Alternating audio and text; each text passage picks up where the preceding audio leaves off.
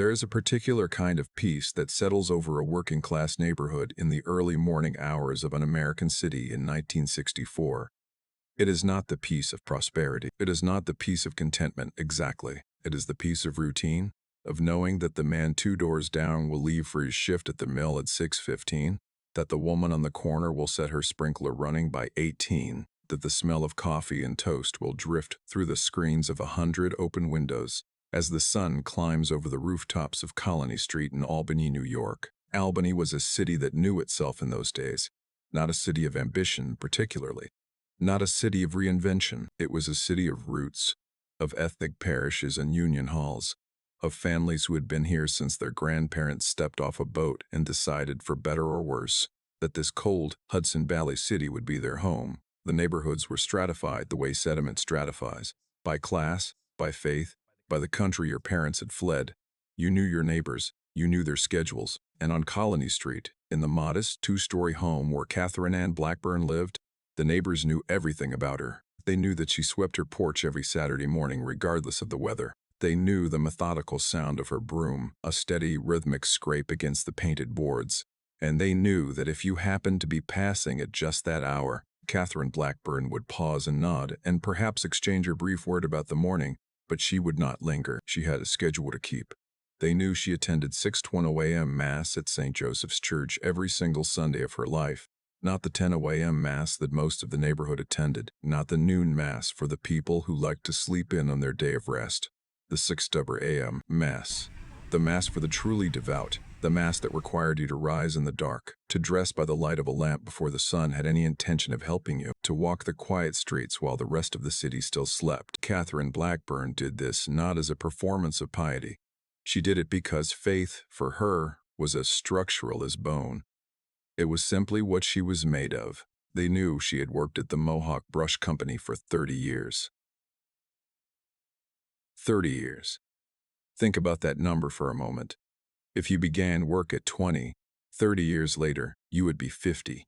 You would have given a company 3 full decades of your labor, your attention, your hands. You would have outlasted supervisors, outlasted recessions, outlasted 3 or 4 generations of younger workers who had come and gone. You would have become, in the particular way that long service workers become, part of the institutional memory of the place itself. That was Katherine Blackburn at the Mohawk Brush Company. She was 50 years old in the autumn of 1964. She had been there since she was 20. The arithmetic is that simple and that staggering. Her neighbors on Colony Street would have described her as quiet, reliable, devout. A woman of strict Catholic sensibilities, modest in her dress, modest in her speech. A woman who kept her house in perfect order and who did not, as the saying went, give anyone cause for talk. But there are things the neighbors did not know. They did not know about Ben Maskin. For 16 years, Katherine Blackburn had maintained a secret relationship with a man named Ben Maskin. He was a produce seller. He was Jewish, in a neighborhood and a time when that simple fact carried enormous social weight in a strictly Catholic enclave. He had survived polio, which had left its mark on his body, and he moved through the world with the particular resilience of a man who had learned early that the world would not always be gentle with him. How does a woman keep a secret like that for 16 years in a neighborhood where everyone knows everyone's schedule? With extraordinary care, with constant vigilance, with the exhausting daily maintenance of 2 separate lives running on parallel tracks, never permitted to touch. Sandy Carmichael was Katherine's niece. She was 19 years old in the autumn of 1964, and she adored her Aunt Kate with the uncomplicated devotion that young women sometimes feel for the older women in their families who seem to represent something, a kind of self-possessed dignity, a quiet strength, that the young woman herself is still working toward. Sandy spent time at her aunt's house. She knew Kate's rhythms. She was comfortable there, in the way you are comfortable only in the homes of people you truly love. And yet, even Sandy did not fully know the woman she loved. There is a detail that tells you almost everything you need to know about the lengths Katherine Blackburn went to in order to protect her secret. At some point, some ordinary afternoon in the years before the autumn of 1964, Katherine arranged for Ben Maskin to be at the Carvel ice cream stand at a specific time. Not to introduce him, not to explain who he was, simply so he could be nearby. so he could see Sandy, so he could briefly occupy the same airspace as the niece who meant so much to Kate, without Sandy having any idea who the quiet man by the ice cream stand actually was. An introduction that was not an introduction. A meeting that was not a meeting. A man made invisible by circumstance and the crushing weight of 1964 social architecture. This is how deeply Kate had internalized the necessity of secrecy. She could not even allow the two people she cared about to know each other. She could only arrange their proximity and then stand nearby, feeling what? Satisfaction?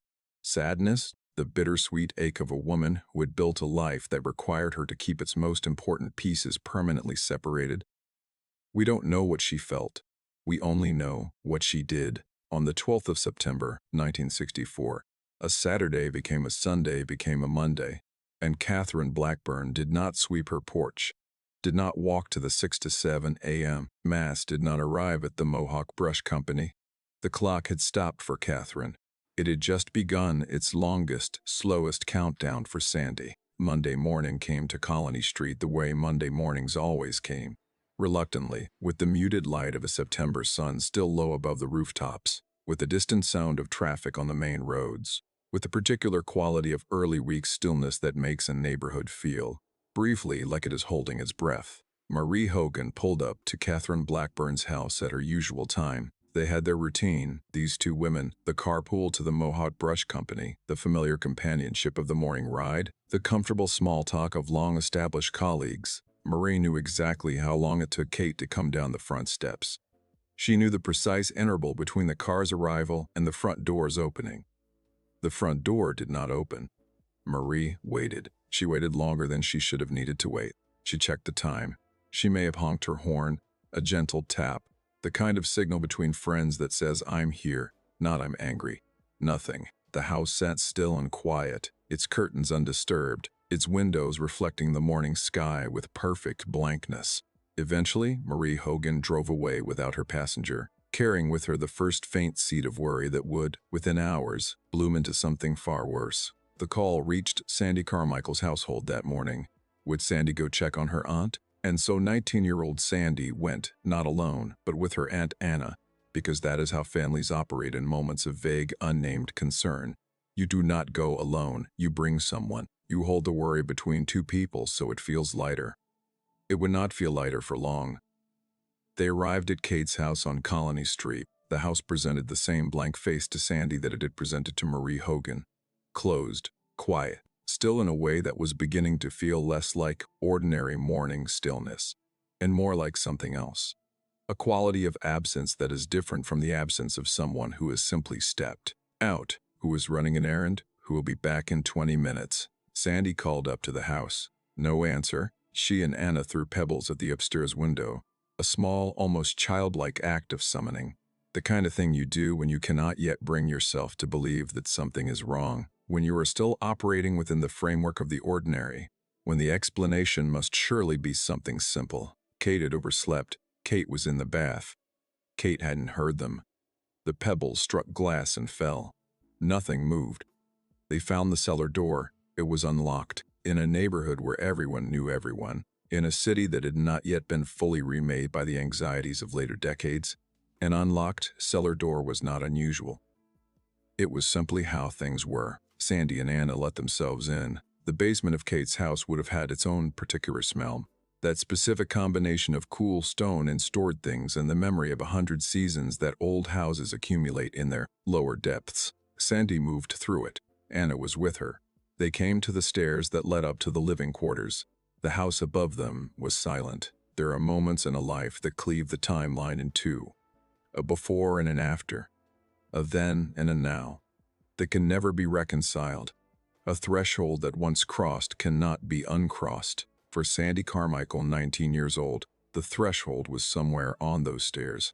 She may not have known it yet. She may have been still operating in the ordinary world, still expecting the simple explanation, still believing that in a moment she would find her aunt embarrassed about having overslept, or startled to find them there, or calling down to them that she was fine, she would explain. But the silence as she climbed the stairs was not the silence of a woman who had simply overslept.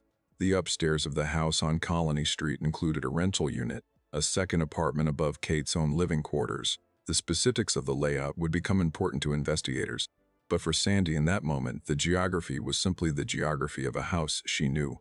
Familiar walls, familiar angles, familiar smells. She found her aunt on the living room floor. There is no adequate way to prepare you for what Sandy saw, and this film will not try to prepare you.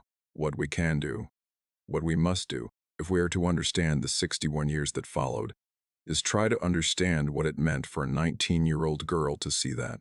Not as an image, not as a crime scene, but as her Aunt Kate. As the woman who had swept the porch on Saturday mornings and walked to the 6:10 a.m. Mass and nodded at her neighbors and kept a 16-year secret with extraordinary care, and sent a man to stand near an ice cream stand so he could be briefly near Sandy without Sandy knowing why. As the woman Sandy loved. Sandy Carmichael was 19 years old. She had not yet fully become the adult she was going to be. She was still in that in-between place that 19-year-olds occupy. Not a child, not quite yet fully a woman, suspended in the particular vulnerability of that age, and in the doorway of her aunt's living room on a September Monday morning in 1964, her youth ended. Not metaphorically, not in the poetic sense that we sometimes use when we describe the moment someone encounters the hardness of the world. Literally. The 19 years before that morning constituted one life. Everything that came after constituted another. The girl who had walked up those stairs with worry in her heart and a mundane explanation still somewhere in her mind, that girl did not walk back down. Something else walked down. Something formed in the crucible of that doorway, that floor, that room. Sandy Carmichael would carry what she saw in that room for the next 61 years.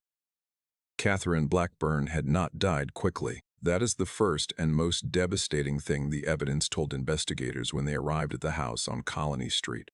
She had been struck with a hammer. The hammer strikes speak to a fury, or perhaps a calculation, an intent not merely to kill but to overwhelm, to ensure, to leave no possibility of survival. In the grammar of violence, hammer blows are a particular kind of statement. They require proximity. They require sustained effort. They are not the violence of a moment's panic. They are the violence of someone who stayed. There were knife wounds. She had been sexually assaulted. But it is the next detail that stops the breath, because whoever killed Katherine Blackburn did not simply commit the act and leave. They went downstairs, into Kate's own kitchen. They turned on the gas stove. They heated knives on the burner, Kate's own knives from Kate's own kitchen, heated on the flame of Kate's own stove. And then they carried those knives back upstairs and used them to brand her. Try to hold that in your mind for a moment. The deliberateness of it, the time it required. The decision to go downstairs, to wait for the metal to heat, to return. This was not a crime of uncontrolled impulse. This was a crime that included pauses, that included a man, and it was a man standing in a dead woman's kitchen, watching heat shimmer off metal with all the composure required to wait. What kind of mind stays in that house? What kind of mind descends to a kitchen and heats implements of torture and climbs back up the stairs? The investigators in 1964 would have asked themselves this question, and they would have found no satisfactory answer. Because there is no satisfactory answer. There is only the fact of it. The investigators found one other crucial detail among the wreckage of that living room. Kate kept a receipt book, a tenant's receipt book for the upstairs rental unit she maintained. The killer had found this book. He had torn pages from it, removing the pages that bore his name as a tenant or a visitor, obliterating whatever written record connected him to the house. But paper holds memory in ways that eyes cannot always detect. In the faint impressions pressed through from the missing pages onto the pages beneath, investigators could make out the ghost of a name, Robert Broadhead. It was all they had, a ghost name in a ghost book, and it would lead them for years down a road that went nowhere. Kate Blackburn's funeral was enormous, the way funerals are enormous in close-knit Catholic working-class neighborhoods, when someone dies violently, when the death is not the quiet departure of old age but the ripped, sudden absence of a woman who had just been sweeping her porch, who had just gone to the 16:00 a.m. Mass, who had just finished another week at the Mohawk Brush Company. The church would have been full, the pews crowded with women in black, with men whose faces wore the particular expression of people confronting a violence they cannot assimilate into their understanding of the world. The priest would have said the words. The incense would have risen. They would have carried Kate to her grave in the specific choreography of Catholic mourning, which is elaborate and communal and designed in its very ritual precision to give grief somewhere to go. After the funeral, the family returned to Colony Street, and someone had to clean the living room. Sandy Carmichael was 20 years old by the time of the funeral, or close to it. Her cousin Teresa was 20. These were the girls who went back to the house on Colony Street after the mourners had gathered and dispersed, and the casseroles had been brought and the condolences had been offered. These were the girls who took cleaning supplies and buckets and rags and climbed the stairs to the room where Katherine Blackburn had died. They scrubbed the floor by hand.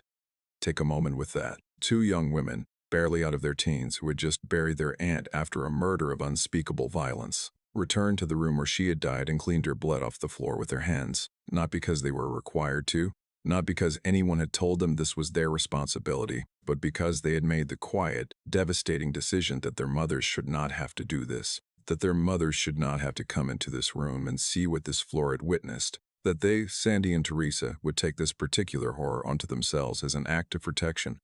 It is one of the most quietly devastating acts of love in any story about murder. It is also one of the most quietly devastating things that can happen to a young woman's psyche. Because to scrub blood from a floor is not simply a physical act. It is an act of bearing witness, again and again, with your hands in the evidence of the violence, with the smell in your nose and the physical reality of it in your palms, unable to look away because the task requires you to look. Sandy Carmichael scrubbed that floor so her mother wouldn't have to. And then she spent the next 61 years carrying the weight of having been the one who did. This is the emotional axis on which this entire story turns. Not the murder, as terrible as it was. Not the investigation, not the forensics, not the DNA. The pivot point is here, in this room, with these two young women and their buckets, and their unimaginable act of love. This is where Sandy Carmichael's relationship with her aunt's death was sealed into something permanent, something that could not be talked about or processed in the way that ordinary grief can be processed. Because this grief was wrapped in an act of self-sacrifice that meant Sandy had to hold the reality of that room in her body forever. She could not forget it. She had been down on her hands and knees in it. The name Robert Broadhead sent the investigation down a long corridor with no door at the end. Police pursued it. Of course they did. It was all they had. An impression in a receipt book. They searched addresses.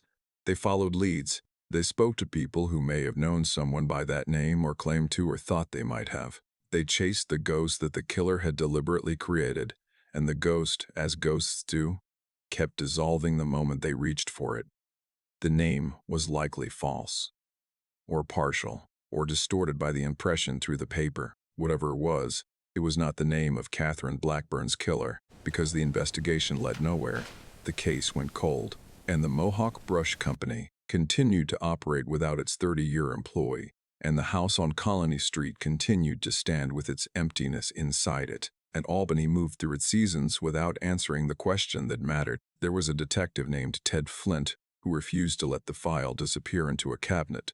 Some detectives are like that. They become attached to their unsolved cases the way certain people become attached to unfinished symphonies or abandoned buildings, with a combination of professional obligation and something harder to name, something almost personal.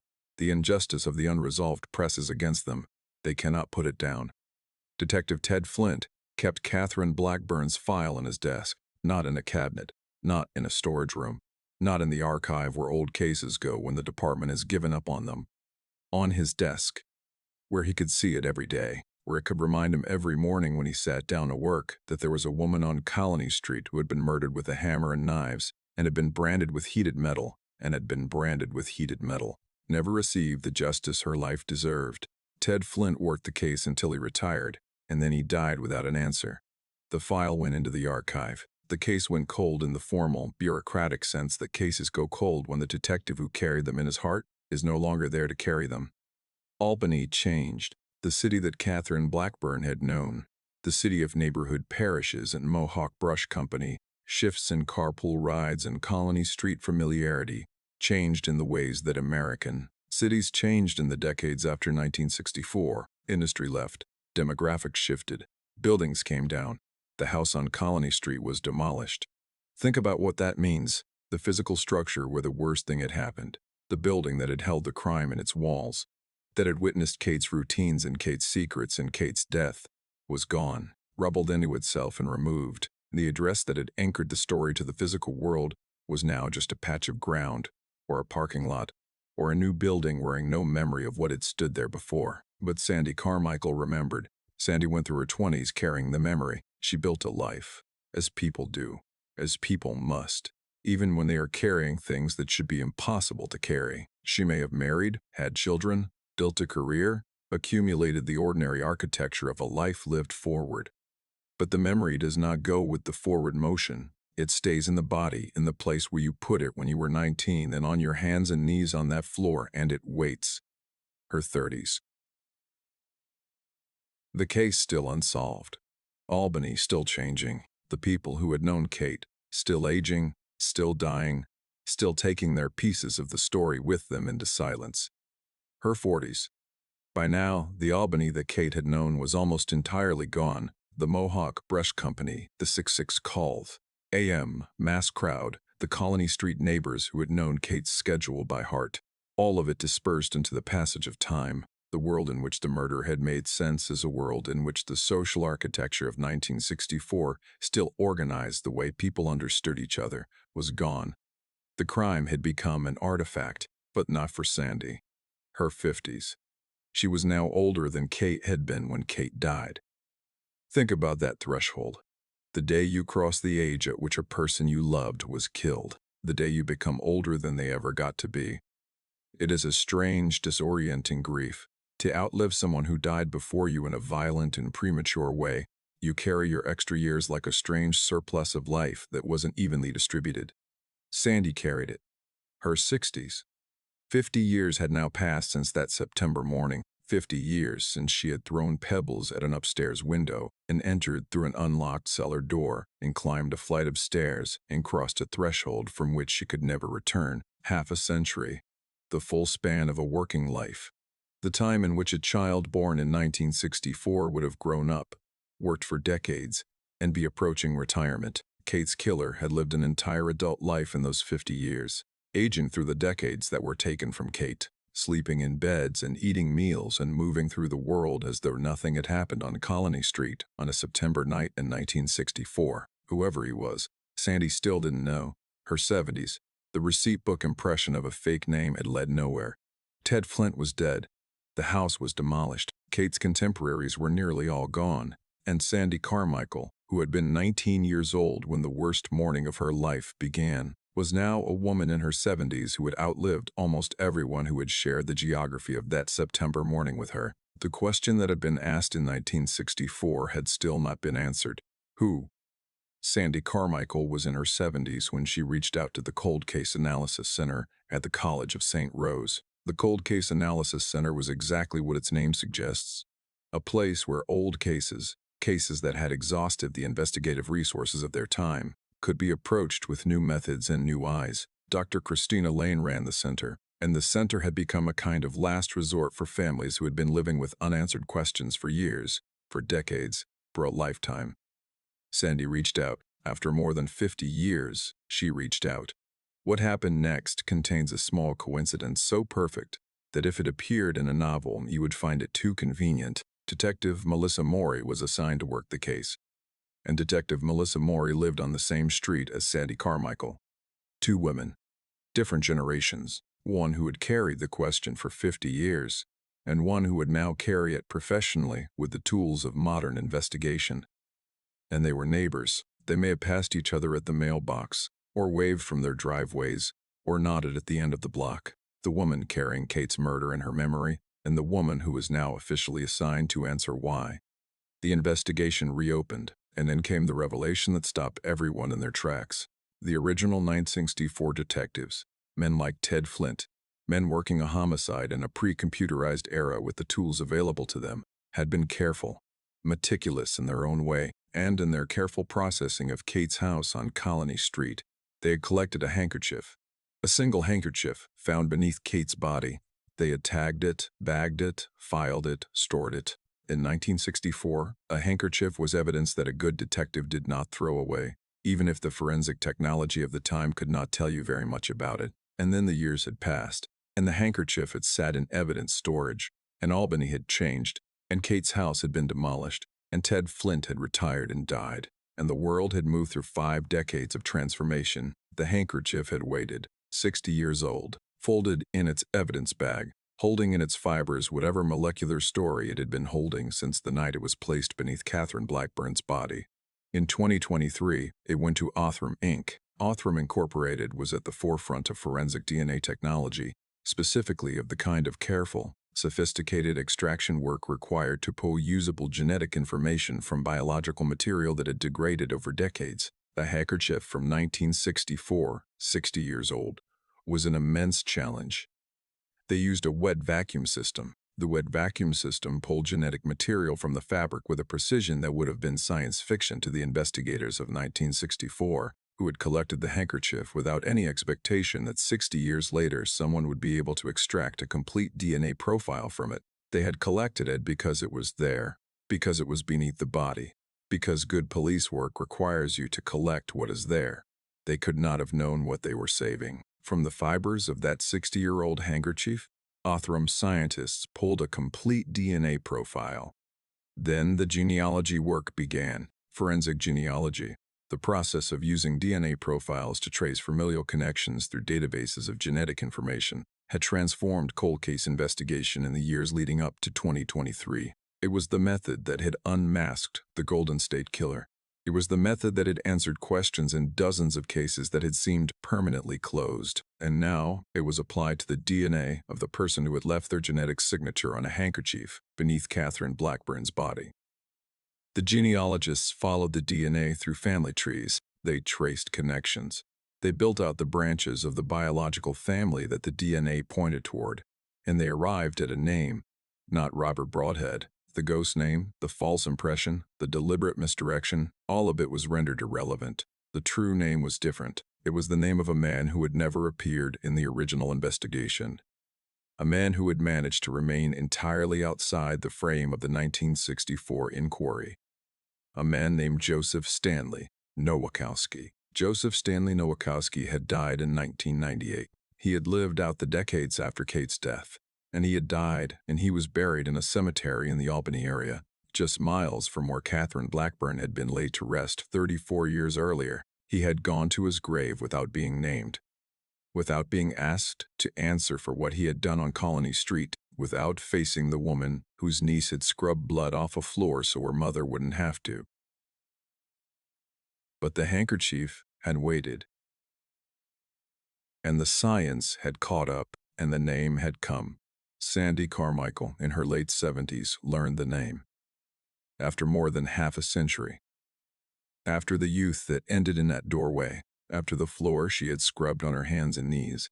After the decades of carrying it through her 20s and 30s and 40s and 50s and 60s and into her 70s. After outliving Kate's contemporaries. After watching Albany change around the memory. After waiting through all the years when the question simply had no answer. She finally had a name. 61 years after Katherine Blackburn was murdered on Colony Street, the police came to her cemetery. The confirmation that forensic genealogy produces is powerful, but it is not legally definitive on its own. The DNA profile extracted from the handkerchief needed to be matched against a confirmed sample from the suspect, and Joseph Stanley Nowakowski had been in the ground since 1998. 27 years. The exhumation order was approved. In September 2025, the same month, the cruelest of calendrical coincidences, investigators opened the grave of Joseph Stanley Nowakowski. They extracted bone. From bone, they extracted DNA. From that DNA, they ran the comparison. 100% match. The ghost on Colony Street had a face now. A face and a history and a grave. Joseph Stanley Nowakowski had been what investigators described as a violent predator. The DNA confirmation did not bring him back to face consequences in the conventional sense. He had died in 1998, and death had already rendered him beyond the reach of the courts. But confirmation is not nothing. Confirmation is the acknowledgement, by the machinery of justice, that what happened is known, that the question has been answered, that the record is corrected. The man who heated Kate's knives on her own gas stove was named. October 2025, the press conference. They held the press conference in October 2025. Reporters gathered. Cameras were set up. Officials took their places. The machinery of formal announcement arranged itself in the customary way. And then Sandy Carmichael, 81 years old, walked up to the microphone. 81 years old. She had been 19 when it started. She had thrown pebbles at an upstairs window. She had found her aunt. She had gone back with Teresa and scrubbed the floor so their mothers wouldn't have to. She had carried the name Robert Broadhead, a ghost, a lie, as the only answer anyone could give her for decades. She had watched Ted Flint keep the file on his desk and then retire and then die. She had watched the house on Colony Street be demolished. She had watched Albany change around the memory, while the memory itself refused to change. And now she was 81 years old, and she was standing at a microphone, and the question had been answered. She spoke. 61 years ago, evil entered my aunt's house and changed our lives forever. 11 words. 11 words for 61 years. 11 words that carried inside them everything. The September morning, the unlocked cellar door, the stairs, the doorway, the floor, the bucket, the water going dark. Teresa's hands beside hers, the decades of not knowing, the decades of waiting. The image of Ted Flint's desk with the file on it every morning, year after year, until the day he was gone. Evil entered my aunt's house, and for 61 years it had not been made to leave. Not officially, not with the weight of confirmed fact behind it. It had simply been there, in the record, in the family's memory, unnamed and unbound and permanent, in the way that unresolved terrible things are permanent. Until now, TWAVS, miles apart. There is a geography to this story that is worth sitting with for a moment. Katherine Ann Blackburn is buried in a cemetery in the Albany area. She has been there since 1964. She was 50 years old when she died. 50 years old, with her 30 years at the Mohawk Brush Company and her 6 to b.a.m. masses and her secret 16-year relationship with Ben Maskin and her Saturday morning porch sweeping and her unremarkable, extraordinary, singular life. Joseph Stanley Nowakowski is buried in a cemetery in the same area. He died in 1998, 34 years after the night he took Kate's life. After whatever decades he lived in between. Decades of freedom. Of the ordinary accumulation of years.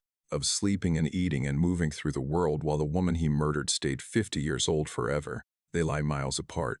In the same city.